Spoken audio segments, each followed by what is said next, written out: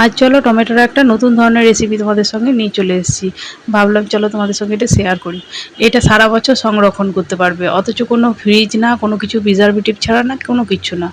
তো ভাবলাম চলো দেখো, কারণ খুব গরম পড়েছে তো টমেটোগুলো দেখবে মানে নষ্ট হয়ে যাচ্ছে, মানে পচে যাচ্ছে বা হয়ে যাচ্ছে। তো ভাবলাম চলো দেখি এরকমভাবে যদি কেমন হয় তাহলে তোমাদের সঙ্গে শেয়ার করব। তো দেখো আমি বানিয়েছি বাড়িতে, তাই ভাবলাম যে চলো দেখো, দেখে বুঝতেই পারছো কত মিহি হয়েছে, আর কোনো প্রিজারভেটিভ লাগবে না। আর তোমাদের যদি মনে হয় ধরো অনেক সময় হয় না, নিরামিষ নিরামিষ রান্না, সস দেবো না বা অনেক কিছু ব্যাপার থাকে, বা এরকম ধরনের টমেটোটা কিন্তু ইউজ করতেই পারো। মানে একই টেস্টের কোনো ফারাক হবে না, ঠিক আছে। কিন্তু মানে কি বলবো, সংরক্ষণ করে মানে খুব ভালোভাবেই রাখা যাবে। তো তার জন্য টমেটোগুলো না মানে ওই চালানি টমেটোটা নেবে, ঠিক আছে। মানে ওই দেশি টমেটোটা কিন্তু নিও না। দেখো দেখে বুঝতে পারছো যে শক্ত শক্ত যে টমেটোটা হয়, হ্যাঁ, সেই টমেটোটাকে নেবে। ভালো করে প্রথমে ফ্রেশ করে কেটে নেবে এরকম কাট পিস করে।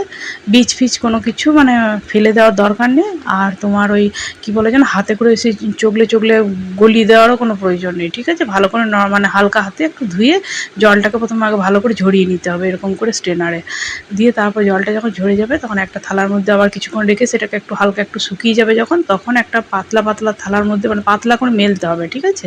এই যে দেখো কম কম করে একটা থালাতে মেলে দিলাম আর একটা থালাতে মেলে দেবো, কিছুই না, অথচ কিন্তু খুব সুন্দরভাবে কিন্তু এটা হয়ে যাবে।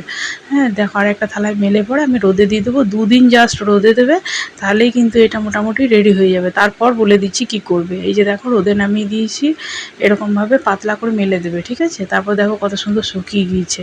এবার শুকিয়ে, কারণ এখন রোদটা কিন্তু খুব বেশি আছে, ঠিক আছে।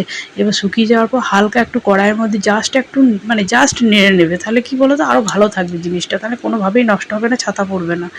দিয়ে এরকম করে মিক্সিতে মানে গুঁড়ো করে নেবে, তাহলেই রেডি হয়ে যাবে। হ্যাঁ এই যে দেখো টমেটো পেস্টটা কি সুন্দর রেডি হয়ে, এই গুঁড়োটা দিয়ে কেমন লাগছে অবশ্যই কমেন্ট বক্সে জানিও। আমার ভিডিওগুলো যদি সত্যি তোমাদের উপকার হয় তাহলে লাইক করে সাবস্ক্রাইব করে নিও। আর যারা এখনো চ্যানেলটাকে সাবস্ক্রাইব করোনি তারা সাবস্ক্রাইব করো, বেশি বেশি করে শেয়ার করো আর কমেন্ট করে জানিও।